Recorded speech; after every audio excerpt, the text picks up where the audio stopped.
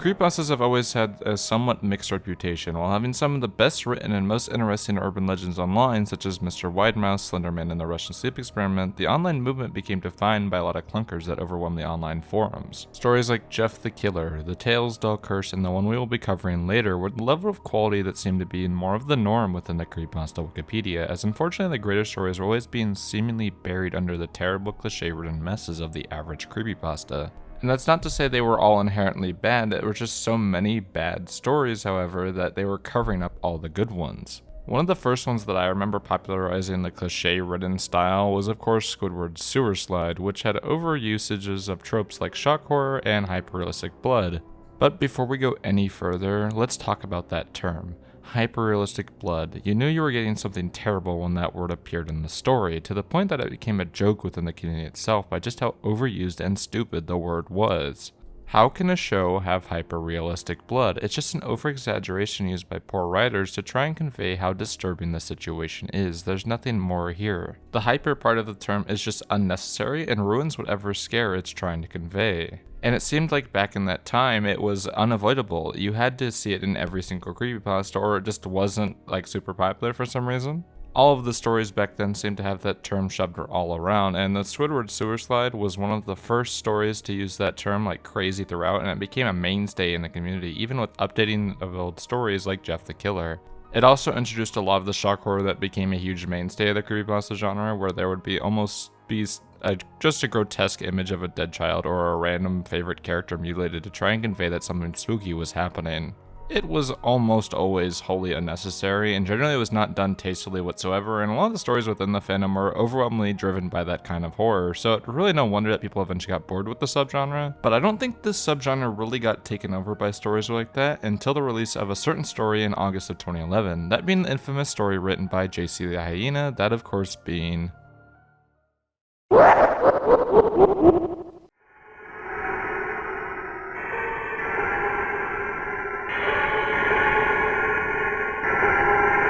Sonic.exe follows a teenager named Tom, a major fan of the Sonic the Hedgehog games, specifically the older ones. While playing Sonic Unleashed, he sees some mail arrive. Inside of the mail, he finds a CD with Sonic.exe written on it in black marker, and a note from his friend Kyle, which has poor handwriting and seemed to have been written in a hurry, which read, "Tom, I can't take it anymore. I had to get rid of this thing somehow before it was too late, and I was hoping you'd do it for me. I can't do it. He's after me, and if you don't destroy this CD, he'll come after you. He's too fast for me. Please, Tom, destroy this god-forsaken disc before it comes after you too. It's too late for me. Destroy the disc and you'll destroy him, but do it quick. Otherwise he'll catch you. Don't even play the game. It's what he wants. Just destroy it. Please." Kyle. After reading the story, he goes against his friend's note, of course, and decides to play the game anyways. Upon installing it, however, he realizes that it's just Sonic 1, which causes him to get ecstatic, because he loves the original Sonic games, but when he opens up the game, suddenly the water turns into blood, which is described as hyper-realistic. If you read this, you will hear that term about 100 times in this story. I'm not even kidding. It's in this story like crazy. Sonic's eyes then turn black, with two bright red eye holes appearing with the word Sega 666 being read at the bottom, but this only lasts for a single frame.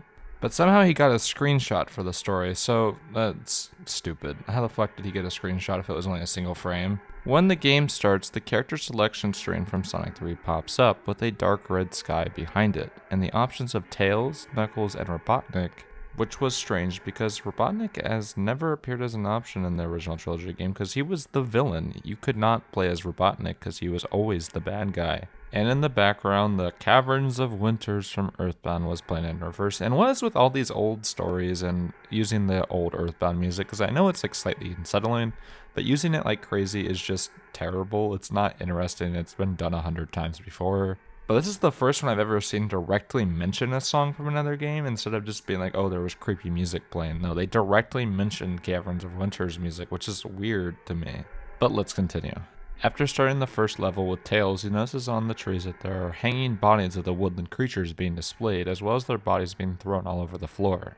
After extremely graphic and dramatic depictions of the body by the writer, he reaches the end of the level where Tails stops as the screen reveals Sonic on the other side, which Tails slowly approaches. As Tails approaches, the sound of statics gets louder and louder till suddenly Sonic's eyes open and the screen turns black. Then the text, "Hello, do you want to play with me?" appears on screen. And upon starting the next level, which is called Hide and Seek, he sees a hell-like landscape where everything is on fire, and Tails seems freaked out and game. This is another theme in a lot of bad creepypastas, as they gotta incorporate hell in some sort of way. I mean, it makes sense, because a lot of horror involves hell in some sort of way, because it's something that a lot of people fear about when they die. But the usage of hell in a Sonic.exe creepypasta is always pretty funny to me. Like, the only possible way they could have thought of making Sonic scary was by making him demonic, which was pretty funny.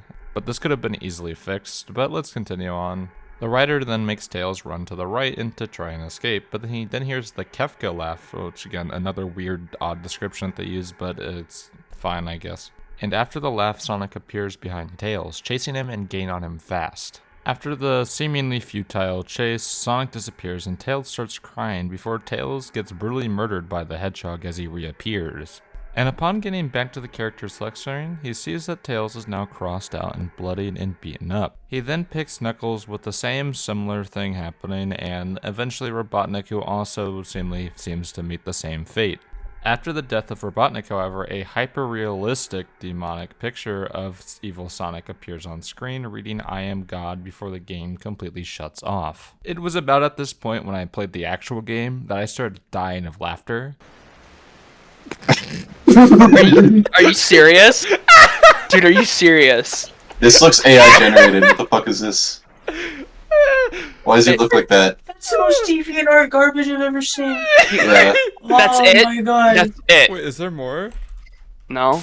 Oh, there's more. Oh. Oh. Wow. Sonic is God. Because it's just such a funny idea, and it's just like a ripped off, like shitty JPEG with a like little text on top. It's pretty funny. It's not actually that scary, and even reading it, it's not scary either. It's just kind of like, ooh, I am God, ooh, spooky. And this causes Tom to break down and cry about the death of his friend and the fates that they met before suddenly he hears whispering behind him and looks to see what the whispering is coming from. And then behind him is an evil Sonic plushie with the same blood red eyes from the game, staring directly at him, ready to kill him. I'm sorry, I cannot take this story seriously whatsoever. It's just too funny to me. The story is absolutely horrible. Even my shortened retelling of it can't save it. I even cut out most of the atrocious parts, and it's still unsavable. Normally, I am one to like try to look for things that are good and try to help them make it better, but this one is just not a good idea in the first place. But the writing definitely does not help it. I mean, they could have expanded on it like later stories did, and eventually it did get to a point where like certain games were coming out that were a little creepier. But at this state, the story is almost just a mess. It's just really bad. There are grammar errors and spelling errors galore, and the cliches of the story are half of the story in the first place. Every single sentence of the story is just completely written with them, from the hyper-realistic blood, the blood red eyes, the earthbound music, which is quite literally written into it. It's just too funny to me. I have no idea how people took the story seriously, especially at face value. It gets to the point where it almost seems like a parody. For example, parts of it are just stolen from better stories, like the marker being written on the CD is quite literally ripped directly from Ben Drowned. I also skipped just how dramatic the main character is, but here's an excerpt for you so you can get a full picture of just how dramatic the writing is for him. I looked at Tails, Knuckles, and Robotnik, and I cried a bit. I pitied them for the agony that they're going through. They were forever trapped within the game, forever tormented by the horrid hedgehog, and always will be. Then the computer shut itself off. I couldn't turn it back on, no matter what I did. I sat there for maybe 25 seconds, horrified by what had just happened. Sonic is the very embodiment of evil. He tortures people who play his game in more ways than one, and then when he gets bored, he drags you into the game, like literally drags you to hell, where he can play with you as his toy. I can't get the game out of my computer. I think it's stuck in there. But at least I managed to turn it back on now. No one writes like this. It's so melodramatic and unrealistic that I tried so hard to hold back a laugh while reading it now. How the story got as popular as it did is just beyond me, but of course the story just completely blew up, which is why I need to talk about it. The rise of this story was insane. Every single person in the community had read it at some point, and it even left the fandom for the whole internet to see, and somehow got spread as one of the most talked about and biggest mainstays of the whole creepypasta movement, leading to the spread of copycats that followed the exact same writing style, which led to the Creepypasta wiki being flooded with stories of the exact same variety. However, I think the story's explosion can really be pointed back to the game that came out based off of the story.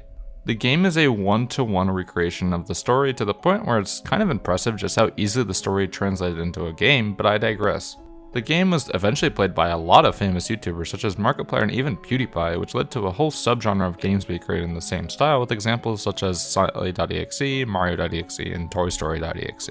There seemed to be an endless amount of EXE games to the point where parody.exe games became a thing of their own, although they have aged pretty poorly. After a while though, the stories that followed that were similar to Sonic.exe were becoming overwhelming. You seriously could not avoid stories written in the same style, the most famous example being Tales Doll Curse, and along with the popularity of the Jeff the Killer creepypasta, led the Creepypasta wiki to be overwhelmed with tons of poorly written stories. They tried to curb this by deleting the original story, but that led to the creator of it having a full-blown meltdown. But the damage was already done. Creepypastas were overwhelmed with copycats of terrible.exe clones and Jeff the Killer clones, which caused the fandom to slowly die out with the lack of good horror stories in the fandom. So honestly, I think Sonic.exe, while it blew up and it was a massive deal, it actually I think killed the movement it was a part of. However, in recent years, the tides began to turn with Sonic.exe. Suddenly a bunch of remakes of the original game started coming out that changed a lot of the story, taking a creepier and more interesting approach to the story I would consider just flat out bad. Games such as Sonic.eyx, the Sonic PC port, and the Sonic.exe remake all came out, all with a much higher approval among people playing than the original. And with all that being said, do you think that Sonic.exe has redeemed itself, or do you think that it all still sucks? Let me know your thoughts in the comments down below, and also like and subscribe if you liked the video, and I'll see you all next week.